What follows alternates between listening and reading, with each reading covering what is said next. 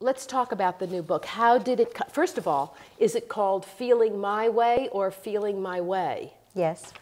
Yes, to both. Yes, Okay. yes, to both. So, Frank Sinatra's song, I'll Do It My Way. I think that my invitation is, yes, it's about feeling my way. It's an invitation to the reader. It's a question. What is your way? How to ask themselves, how am I feeling? And it's also about feeling our way along. Mm-hmm. That we find ourselves, we discover ourselves in language, in words. Very good, yes. How did this particular book come about? I say only half kiddingly that I've got shoeboxes stuffed with poems. So what will happen is after a while there get to be so many of them that I need to do something with them. I need to let them out into the world. It's almost as if I get stifled and I can't write anymore until there's this flowing process that happens. And so over time, filled shoeboxes have emptied and become books. This time, this book took 5 years. There are 5 years of poems. And when I finally decided it was high time and I couldn't cram the lid shut on the shoebox anymore, I literally put 150 poems on the floor and began to look at how they would sort themselves out, what would show up. And what showed up were all these different feelings, from sadness to happiness, from fear to courage, from overwhelm to contentment. And they began to just, piece by piece, I could see the patterns emerging. And so I decided to do it around feelings. I noticed right away that you've separated it into 18 parts. And I thought of Chai, the Hebrew word Chai, which means life, and which also relates to the number 18. And I wondered if that were accidental or purposeful. Purposeful. Mm-hmm.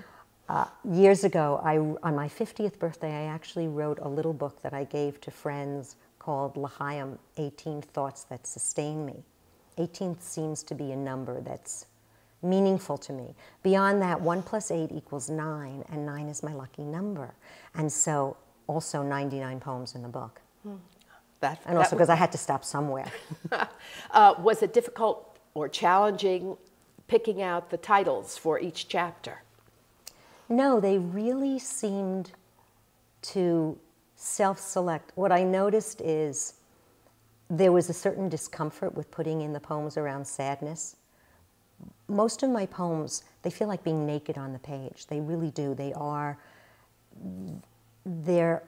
They expose who I am, what I think, what I feel very deeply. And so it's difficult to put out some of the sad ones. But it would have felt very lopsided to just have a book about happiness, joy, contentment. It didn't feel real. It didn't feel as if it was full spectrum enough. And so I decided to be brave. Well, the introductions to each group of poems, the introductions are extraordinary. How did they come about? Actually, an early reader, someone who knows my poetry well, said, these are wonderful, but there's so much more that you have to say about this, that I've heard you say about this. And there's no context around them. They're just 4, 5, 6 poems on happiness or sadness. Do you think you could write something beforehand? And I wasn't sure. And I sat down with my journal and just began, actually, with happiness. What I noticed is that if I was going to do that, I didn't want them to be strictly essays. And so what I looked for is how to come from a coach approach, because mostly everything I do is from a coach approach. For those who don't know, that means coaching is a process of inquiry.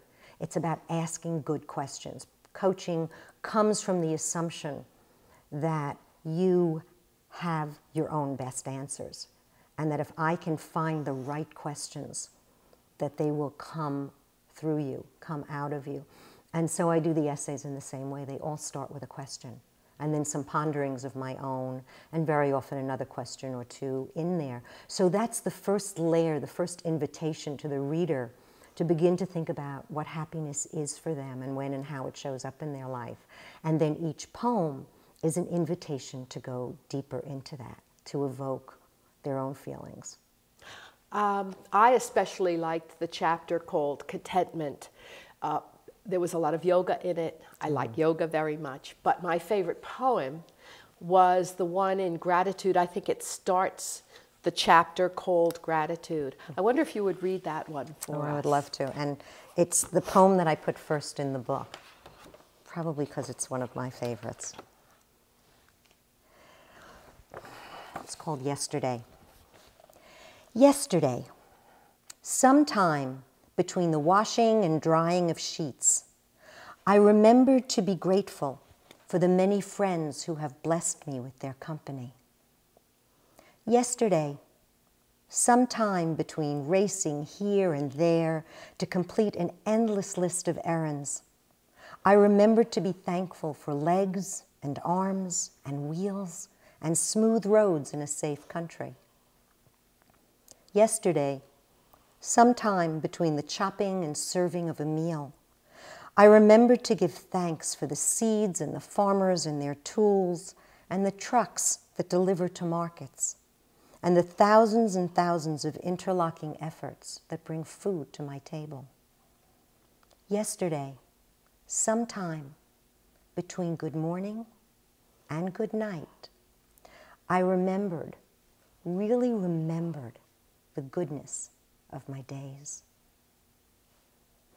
That was wonderful. Thank you, Minx. Thank you. And thank you for watching. I'm Norma Lippman.